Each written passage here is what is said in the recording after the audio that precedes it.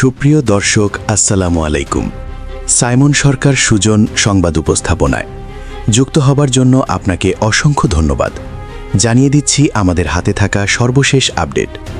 আর বরাবরের মতো সর্বশেষ আপডেট জানাতে আপনাদের পাশে আমি সাইমন সুজন। মুসলিম উম্মাহ, বিশ্ব রাজনীতি, বাংলাদেশের ভবিষ্যৎ ও সামরিক বিষয়ের সকল ভিডিও পাবেন এখানে।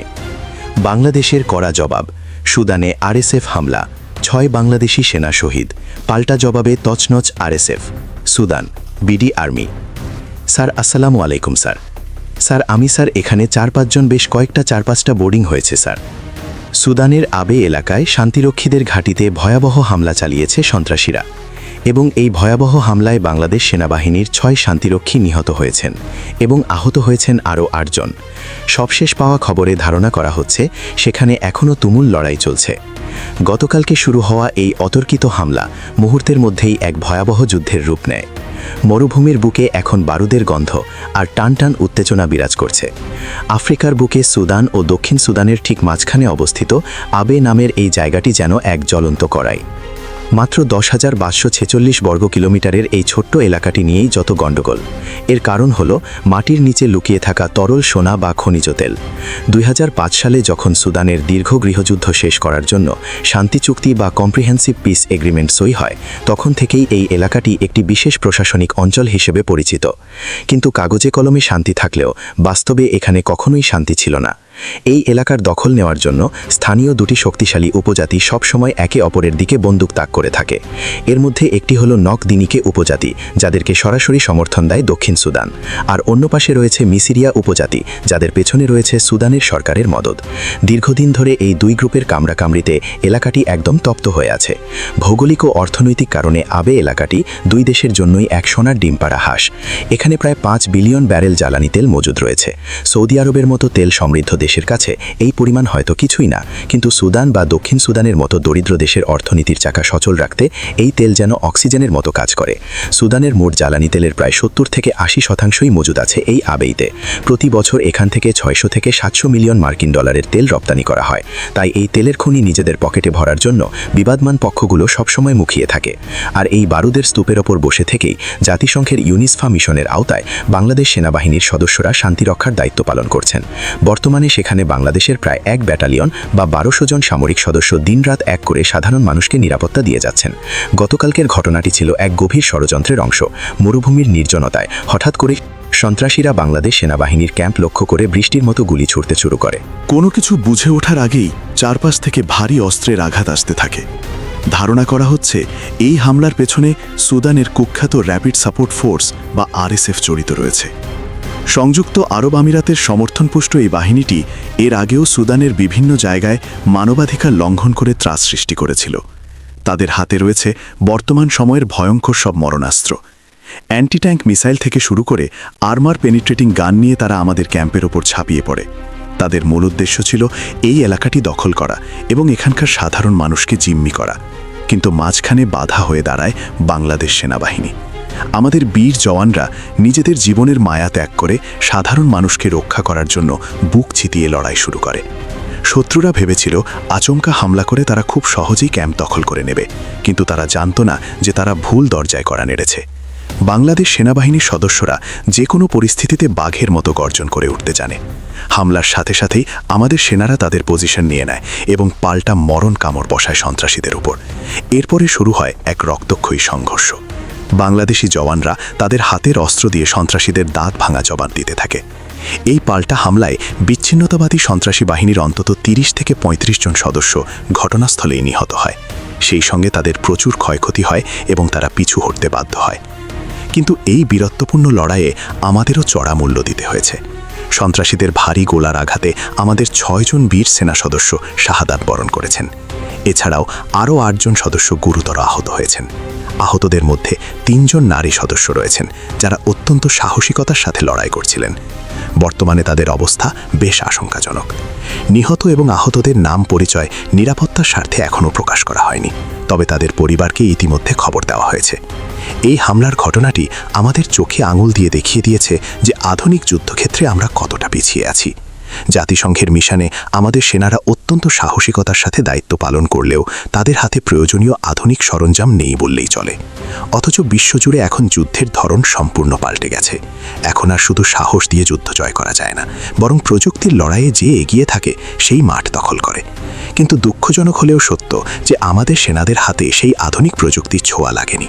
জাতিসংঘ বারবার বাংলাদেশকে অনুরোধ করেছিল সেনাদের নিরাপত্তার জন্য আধুনিক ইকুইপমেন্ট সরবরাহ করতে, কিন্তু নানান কারণে সেটা এখনও সম্ভব হয়ে ওঠেনি। সবচেয়ে বড় অভাব দেখা গেছে আকাশপথে সুরক্ষার ক্ষেত্রে। যখন চারপাশ থেকে শত্রুরা ক্যাম্প ঘিরে ফেলে, তখন আকাশ থেকে সাপোর্ট দেওয়ার জন্য অ্যাটাক হেলিকপ্টার বা গানশিপ হেলিকপ্টার হলো গেম চেঞ্জার। একটি মাত্র অ্যাটাক হেলিকপ্টার নিমেষেই শত্রুদের পুরো বাহিনীকে তছনছ করে দিতে পারে। কিন্তু আমাদের মিশনে কোনো অ্যাটাক হেলিকপ্টার নেই।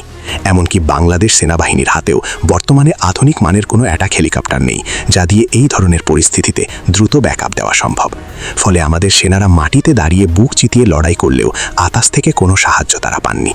যদি গতকালকের হামলায় আমাদের হাতে শক্তিশালী অ্যাটাক হেলিকপ্টার থাকতো, তাহলে হয়তো চিত্রটা অন্যরকম হতে পারত, কারণ শত্রুরা ক্যাম্পের কাছেই আর ভিড়তে পারত না এবং আমাদের এতগুলো প্রাণও হারাতে হতো না। বর্তমান যুগ হলো ড্রোন ওয়ারফেয়ারের যুগ। শত্রুরা এখন আকাশের অনেক উপর থেকে ড্রোন দিয়ে নজরদারি চালায় এবং হামলা করে। এই ড্রোন হামলা ঠেকানোর জন্য জ্যামার বা অ্যান্টি ড্রোন সিস্টেম থাকাটা এখন বাধ্যতামূলক হয়ে দাঁড়িয়েছে। কিন্তু আমাদের শান্তিরক্ষী মিশনে এই ধরনের কোনো প্রযুক্তি দেওয়া হয়নি। ফলে শত্রুরা খুব সহজেই আমাদের অবস্থান সম্পর্কে তথ্য পেয়ে যাচ্ছে এবং সেই অনুযায়ী পরিকল্পনা সাজাচ্ছে। এছাড়াও নাতের আধারে যুদ্ধ করার জন্য নাইট ভিশন প্রযুক্তির ব্যাপক ঘাটতি রয়েছে। যদিও কিছু কিছু ইউনিটের কাছে নাইট ভিশন গগলস আছে, কিন্তু সবার জন্য তা পর্যাপ্ত নয়। অথচ মরুভূমি যুদ্ধে রাতের বেলা নাইট ভিশন ছাড়া যুদ্ধ করা মানে হলো চোখ বেঁধে লড়াই করা। শত্রুরা আধুনিক নাইট ভিশন ব্যবহার করে আমাদের গতিবিধি লক্ষ্য করছে, আর আমাদের সেনারা সেখানে অনেকটাই অন্ধের মতো লড়াই করতে বাধ্য হচ্ছে। আমাদের সেনাদের হাতের অস্ত্র নিয়েও বড় ধরনের প্রশ্ন উঠে এসেছে। বর্তমানে বিশ্বের আধুনিক সেনাবাহিনীগুলো যেখানে লেটেস্ট মডেলের অ্যাসাল্ট রাইফেল ব্যবহার করছে, সেখানে আমাদের সেনারা এখনও BD-08 বা টাইপ 56-এর মতো পুরনো প্রযুক্তির রাইফেল ব্যবহার করছে। এই অস্ত্রগুলো দিয়ে আধুনিক অ্যান্টি আর্মার গান বা হেভি মেশিন গানের মোকাবিলা করা অত্যন্ত কঠিন। শত্রুরা যখন দূরপল্লার ভারী অস্ত্র দিয়ে আঘাত করছে, তখন আমাদের পুরনো রাইফেল দিয়ে তাদের সাথে পাল্লা দেওয়াটা অসম যুদ্ধের শামিল।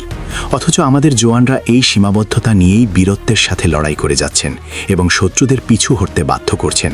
কিন্তু প্রশ্ন হলো, আর কতকাল শুধু সাহসের উপর ভর করে আমাদের সেনারা জীবন দেবেন? সুদানের এই ঘটনা প্রমাণ করে যে শান্তিরক্ষা মিশনগুলো এখন আর আগের মতো নিরাপদ নেই। সেখানে এখন পূর্ণাঙ্গ যুদ্ধাবস্থা বিরাজ করছে। বিচ্ছিন্নতাবাদী গ্রুপগুলোর হাতে এখন রাষ্ট্রের চেয়েও বেশি আধুনিক অস্ত্র চলে এসেছে। তারা অ্যান্টি ট্যাঙ্ক মিসাইল ব্যবহার করছে, যা আমাদের সাধারণ আর্মার্ড পার্সোনাল ক্যারিয়ার বা APC খুব সহজেই ধ্বংস করে দিতে পারে। এই পরিস্থিতিতে আমাদের সেনাদের সুরক্ষা নিশ্চিত করতে হলে তাদের হাতেও সেরা অস্ত্র তুলে দিতে হবে। ভালো মানের বুলেট প্রুফ ভেস্ট এবং ব্যালিস্টিক হেলমেট সরবরাহ করা জরুরি হয়ে পড়েছে। বর্তমানের ওয়েস্টগুলো আধুনিক ভারী গুলির আঘাত সহ্য করতে কতটা সক্ষম তা নিয়ে সংশয় রয়েছে। তাই অনতিবিলম্বে আমাদের সেনাদের জন্য সর্বোচ্চ মানের সুরক্ষা সামগ্রী নিশ্চিত করতে হবে। বাংলাদেশ সেনাবাহিনী বিশ্বের বুকে বাংলাদেশের নাম উজ্জ্বল করছে। তারা নিজেদের রক্ত দিয়ে অন্যের দেশের শান্তি রক্ষা করছে, কিন্তু বিনিময়ে আমরা তাদের কতটা নিরাপত্তা দিতে পারছি তা ভেবে দেখার সময় এসেছে। সরকার এবং সেনাবাহিনীর নীতি নির্ধারকদের এখন এই বিষয়গুলো নিয়ে সিরিয়াসলি ভাবতে হবে। শুধু রেমিটেন্স বা সুনামের দিকে তাকালে হবে না, বরং আমাদের জওয়ানদের প্রাণের মূল্য সবার আগে দিতে হবে। আধুনিক attack helicopter, drone, jammer, night vision equipment এবং আধুনিক অ্যাসাল্ট রাইফেল ছাড়া এই ধরনের হাই রিস্ক মিশনে সেনাদের পাঠানো মানে হলো তাদের মৃত্যুর মুখে ঠেলে দেওয়া। আবেইতে বাংলাদেশের 6 জন বীর সন্তানের এই আত্মত্যাগ যেন বৃথা না যায়। তারা প্রমাণ করে গেছেন যে বাঙালিরা কখনোই পিছু হটে না। তারা জীবন দিয়ে হলেও দায়িত্ব পালন করে। কিন্তু আমরা আর কোনো মায়ের বুক খালি হতে দেখতে চাই না। আমরা চাই আমাদের সেনারা বাঘের মতো গর্জন করে শত্রুদের বুক কাঁপিয়ে দিক, কিন্তু দিন শেষে তারা যেন সুস্থভাবে মায়ের কোলে ফিরে আসে। সুদানের মাটিতে যারা শহীদ হয়েছেন তাদের প্রতি আমাদের বিনম্র শ্রদ্ধা। তাদের এই বীরত্ব গাথা ইতিহাসের পাতায় স্বর্ণাক্ষরে লেখা থাকবে। তবে এই ঘটনার পর যদি আমরা আমাদের ক্ষমতা বাড়ানোর উদ্যোগ না নিই, তাহলে ভবিষ্যতে এমন দুঃখজনক খবর আমাদের আরও শুনতে হতে। সুপ্রিয় দর্শক, আজ এখানেই শেষ করছি। সমরাস্ত্র প্রতিরক্ষার নানা তথ্য জানতে চোখ রাখুন সাইমন সরকার সুজন সংবাদ উপস্থাপনায়। নিশ্চয়ই কমেন্ট করে আমাদের আপনার অভিমত জানাবেন। ভালো থাকুন, সুস্থ থাকুন। চ্যানেলটি সাবস্ক্রাইব করে আমাদের পাশেই থাকুন। আল্লাহ হাফেজ।